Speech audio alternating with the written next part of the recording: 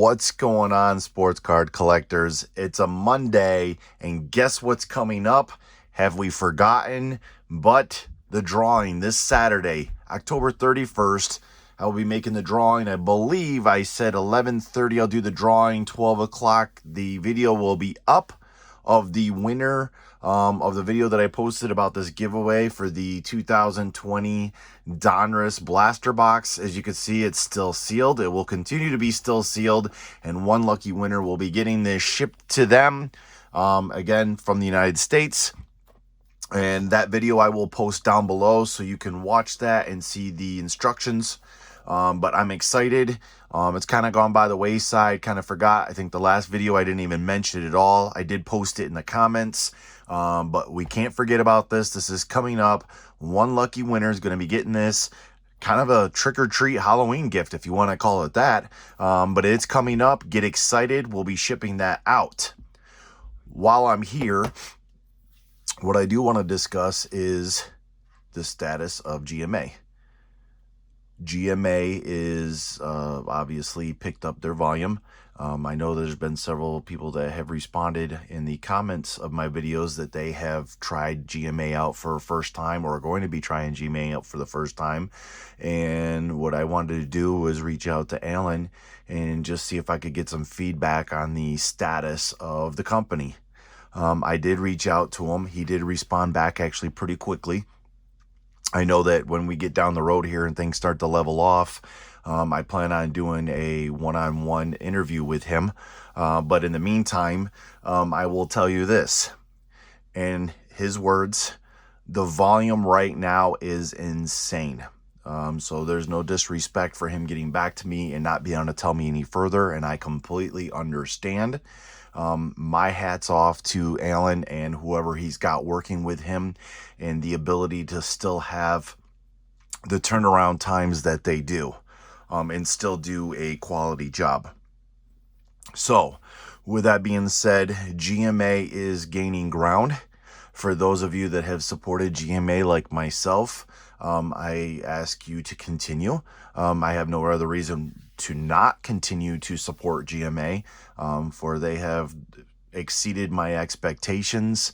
I'm actually glad that my first grading card grading company that I went with was GMA, and not getting hook, line, and sinker with PSA and BGS. Again, I'm not bashing them. But as has been said numerous times, there's no way I'm going to wait 6+ months for my card to return and watch the volume of that or the value of that card go up and down the whole time while it's sitting at PSA or BGS, waiting for it to come back, only to find out you may have missed the boat already.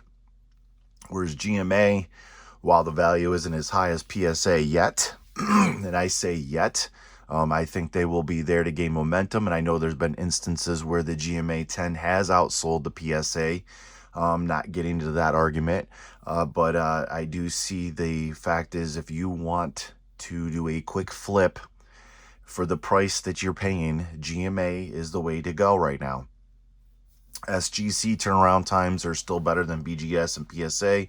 You will have to wait. I do have a bunch of orders out with SGC, which I have not gotten back yet, and I do not expect to get them back anytime soon, maybe starting next month. So, GMA, Alan told me that the volume is insane. You can define that however you want to, but I would say that insane is more than doubled the workload, and I would say insane is probably more than tripled the workload. And naturally, why not?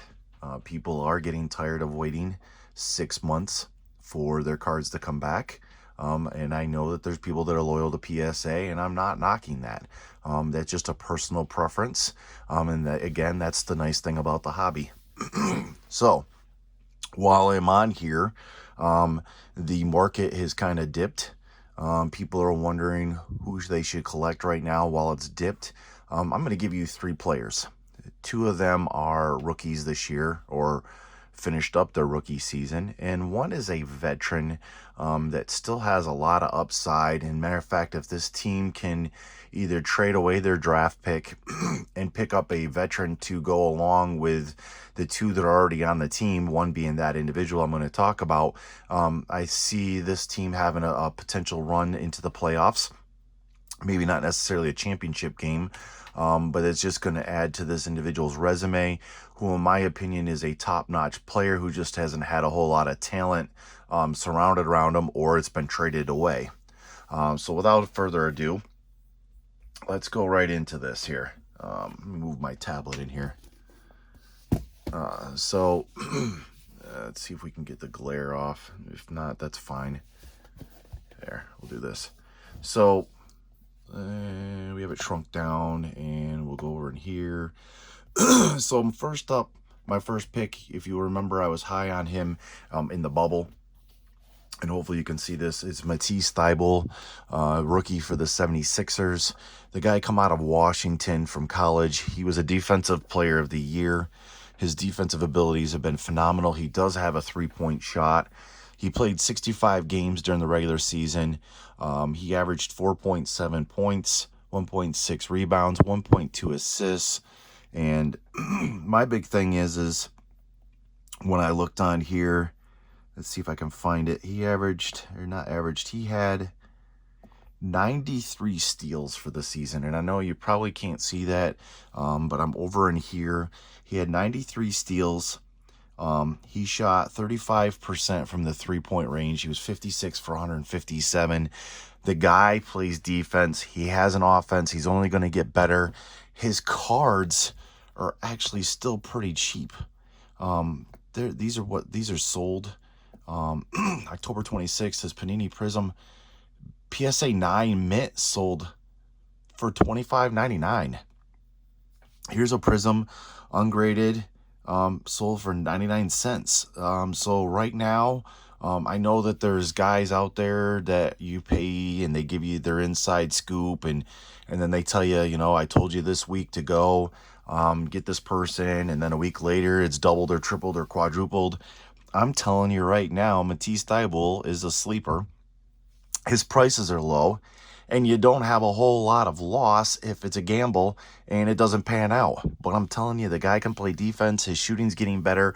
Whether he stays with the 76ers or he gets traded in this offseason, it won't matter. The guy is a valuable player, and he's young, and there's tremendous upside there. So, moving on to my next one, Darius Bazley. I've talked about him before in my other videos. The guy was supposed to go play for Syracuse. He bypassed Syracuse, went to go play for the G League.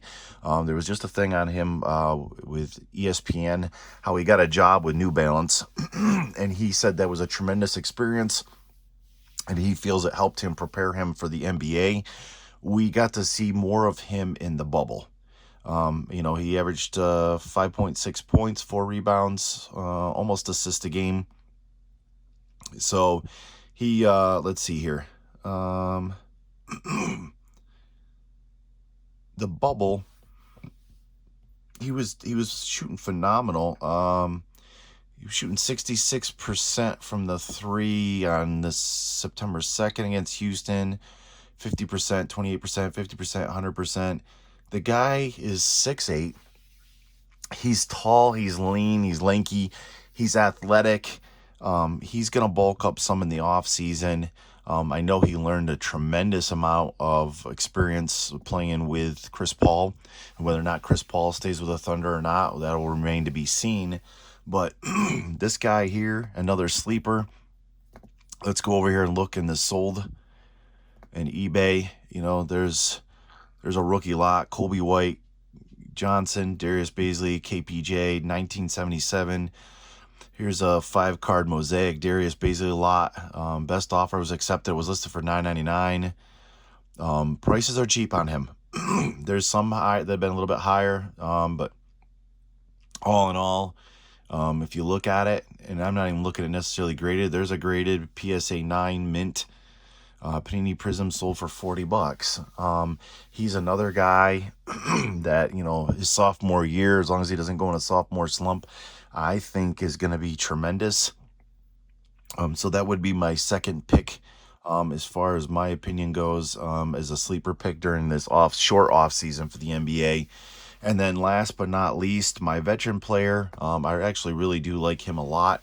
He does have an outside game. He can shoot the three, in the era where centers aren't really centers anymore, because it's all about a player being able to play all five positions. While Karl-Anthony Towns will not be guarding a guard, he is a 6'11", 248-pound center who is a monster inside. This season he averaged 26.5 points, 10, almost 11 rebounds, and almost 5 assists. He's got D'Angelo Russell there, and I think that if the Timberwolves either trade away or they get a decent first pick, that they will be significant enough to make it to the playoffs. Now you've got three people there, one supporting cast for Karl-Anthony Towns, which will relieve him to not have to score as much, or D'Angelo Russell to score as much. And then with that being said, even still, this guy's a Hall of Famer. He's a beast. I've been looking at his cards actually the last couple days and sold. I'm big on the select. This one sold for $15.50. Here's his Panini Prism, 2015-16. Yep, silver. Obviously that one sold for $1,200, but it's the silver. Panini Threads. Where else we got here? Panini Prism, $1.50.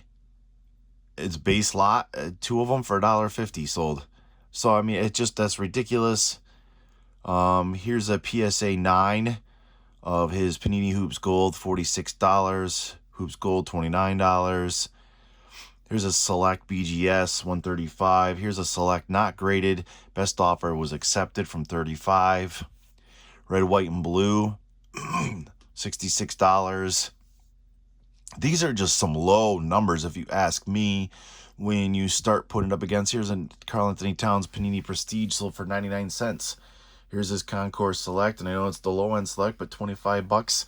When you start putting him against, guys like Damian Lillard and Bradley Beal, and you look at the price of their cards, and don't get me wrong, those are really good players, and I'm not saying, and you're talking about guards and centers, but this guy's had a phenomenal career. He just hasn't had a great team or great supporting cast on his team. I mean, you got rid of Wiggins. We traded away Jimmy Butler. That didn't work out.